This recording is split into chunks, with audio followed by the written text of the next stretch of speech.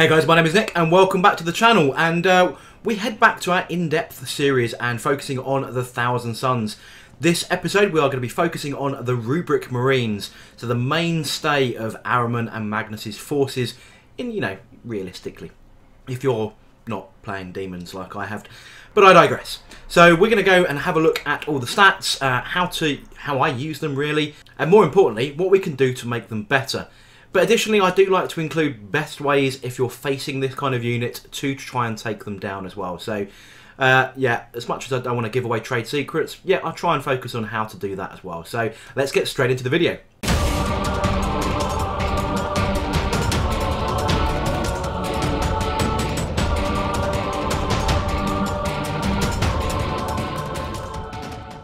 So let's start with their basic stats then. So a Rubric Marine has a move of 5 inches, a weapon skill of 3+, a ballistic skill of 3+, strength and toughness of 4, 1 wound, 1 attack, a leadership of 7 and a save of 3+. The aspiring Sorcerer though has a move of 6 inches, weapon skill, ballistic skill 3+ again, strength and toughness of 4, 1 wound but has 2 attacks, a leadership of 8 and a save of 3+. The bog standard unit comes with 1 aspiring sorcerer and 4 Rubric Marines, and that's a power level of 7. When the Codex came out, this unit would have set you back a whopping 90 points for match play. However, thanks to Chapter Approved 2018, that has now dropped to just 80 points for your 5-man basic unit. Now you can increase the size of this unit quite substantially. You can have an additional 5 Rubric Marines. That's an extra 7 power level, so taking it to 14 power level.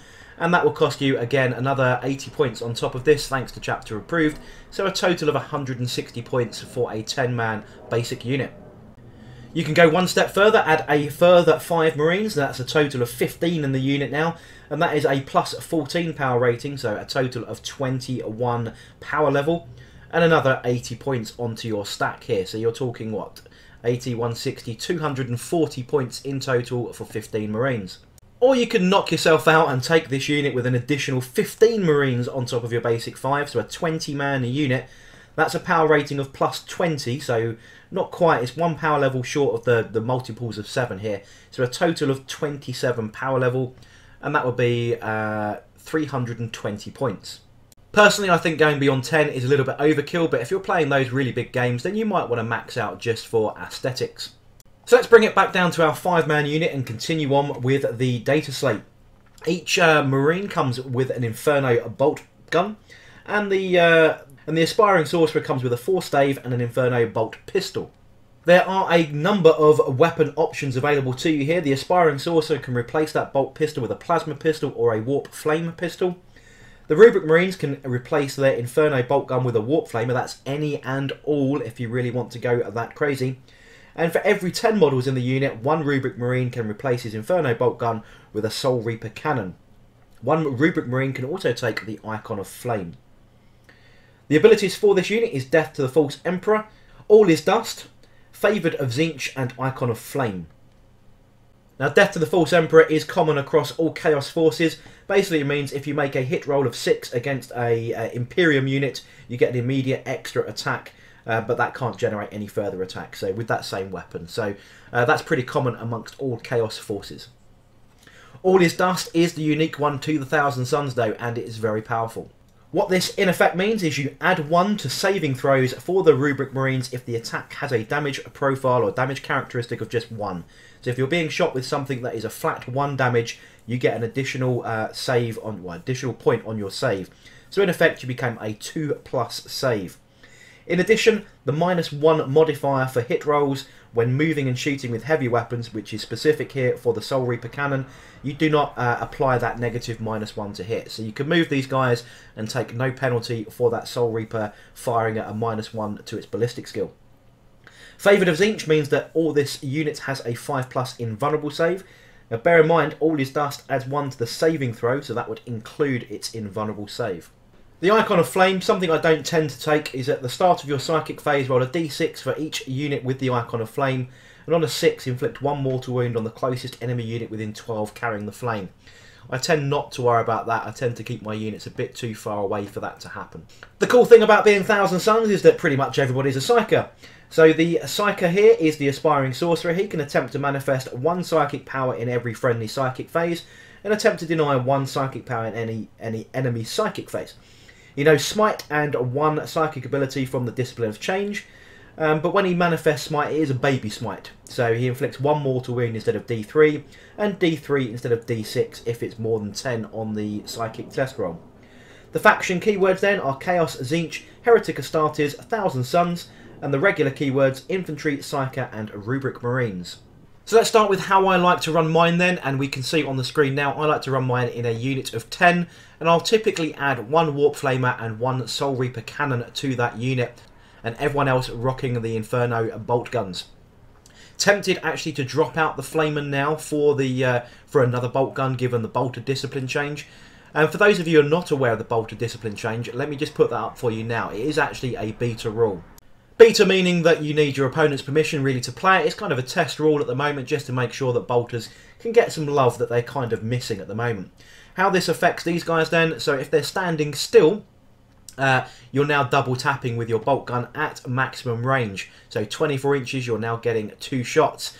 Instead of the old one where you used to be within 12 to get that rapid fire ability.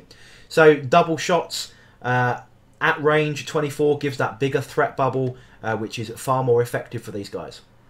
However, if things are going wrong, that threat of D6 warp, Inferno Warp Flamers piling into you with their quite powerful statistics, which I'll run through in a second, is enough to put most people off, to be honest. And if that's not enough to put people off, I might even add a second one like the above. Because there's nothing worse than facing D6 worth of auto-hitting stuff when you charge, providing you're in range, than 2D6 auto-hitting stuff when you want to charge a unit like this. So, yeah, maybe it's worth keeping one around.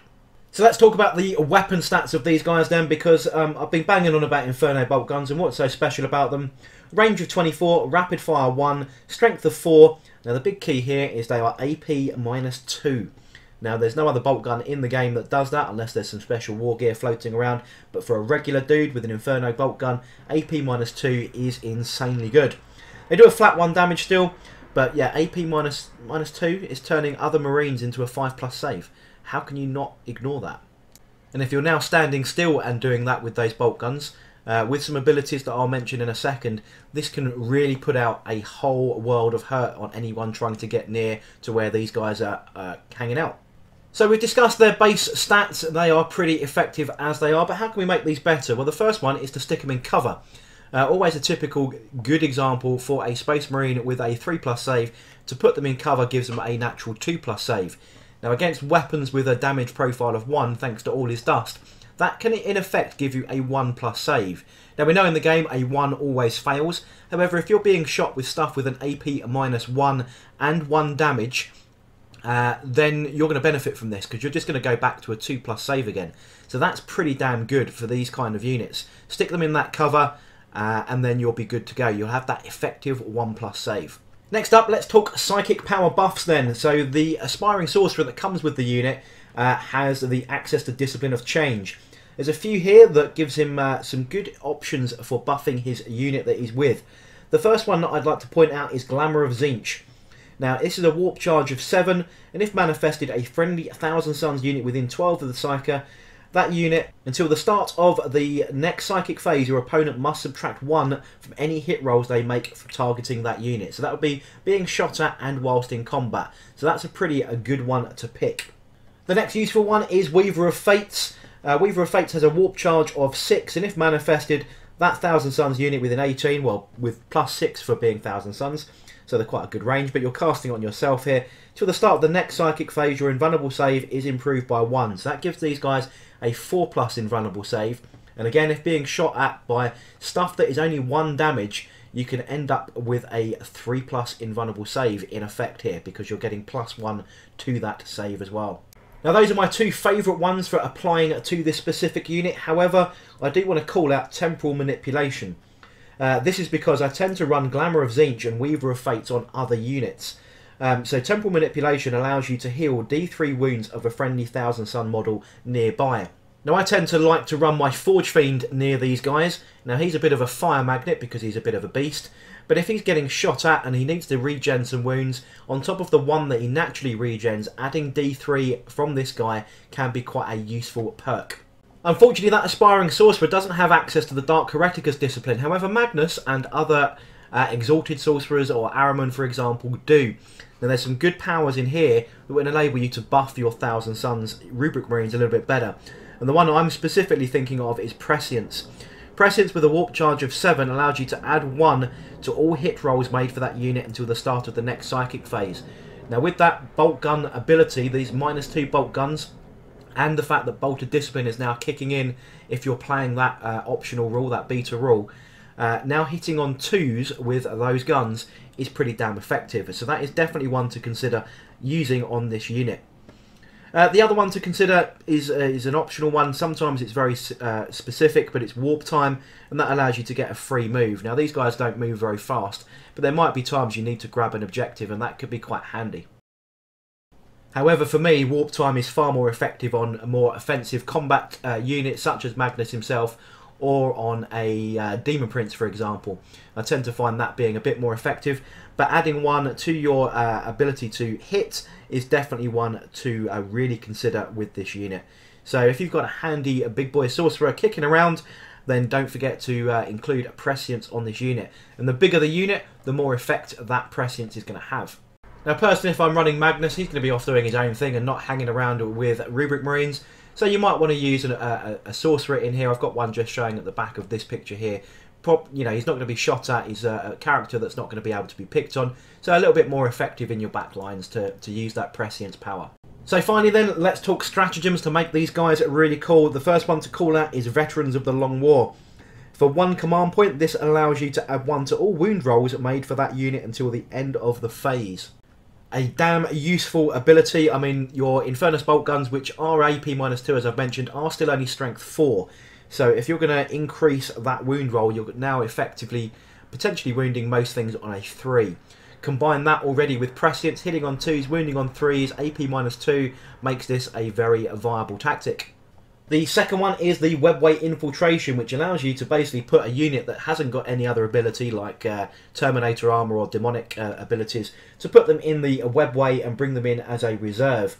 Now this is going to cost you a 1 command point for 1 unit and 3 command points if you're going to do 2 units. And as is typical, they come in on turn 2 from now on, and you can set them anywhere up on the battlefield more than 9 inches away from enemy models.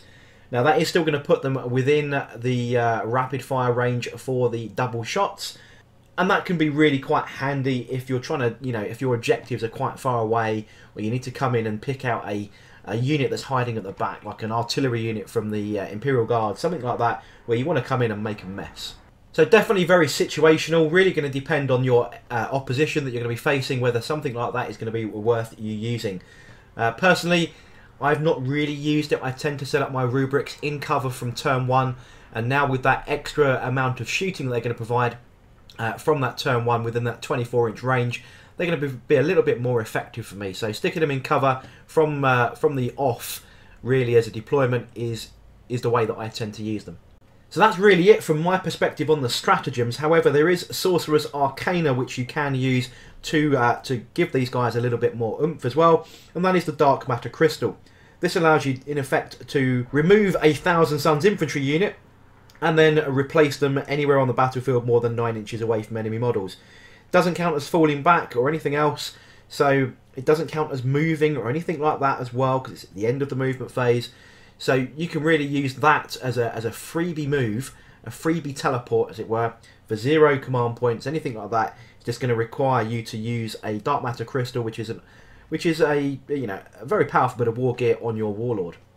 So that covers all of the ways to buff them, as far as I can tell. But how do you kill them? So the first thing to note is to get rid of that All Is Dust ability. So don't fire stuff that is 1 damage at these guys. Fire stuff that is a variable damage, or at least 2 damage. So anything with a D3 or D6 or whatever damage, or does flat 2 or more damage, fire those at these guys, because that will remove that All Is Dust ability, and that will immediately put them on the back foot.